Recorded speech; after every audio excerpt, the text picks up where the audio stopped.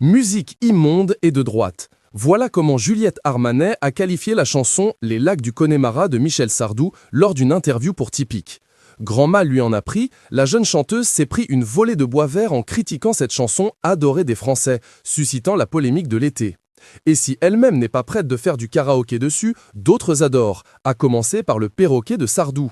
Cette folle anecdote, on la doit à Régine Curdidelot, la mère du petit village de Vauville-Calvados, où Michel Sardou et sa femme Anne-Marie Perrier possédaient le manoir de la Haule, récemment vendu. C'est lors de la vente de la maison que l'élu a fait des confidences, en mai dernier à Ouest-France. Elle y évoquait ses souvenirs du couple, et notamment cette fois où le perroquet des époux s'était fait la belle. Un jour, leur perroquet s'était sauvé et Mame Sardou m'avait demandé de mettre une affiche. Peu de temps après, ma nièce, qui résidait dans mon gîte, m'appelle et me dit « Il y a le perroquet de Michel Sardou sur la terrasse », s'était-elle souvenue.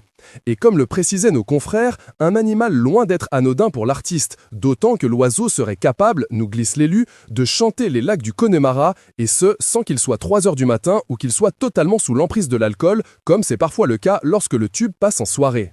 Alors qu'elle faisait part de son dégoût pour ce classique de la chanson française, Juliette Armanet a été renvoyée dans les cordes par Jacques Revaux, le compositeur du tube de Michel Sardou. Michel Sardou est peut-être votre nouveau voisin si vous habitez dans ce coin très aimé de la France. Le chanteur a vendu sa maison de Normandie il y a quelques mois et aurait déménagé à des centaines de kilomètres. Où ça? Ah, la mère Armanet, elle en prend plein la gueule. J'ai envie de demander, mais qui est Juliette Armanet? Chacun a le droit de dire ce qu'il pense, mais poliment. Sa remarque ridicule n'est pas digne d'une artiste.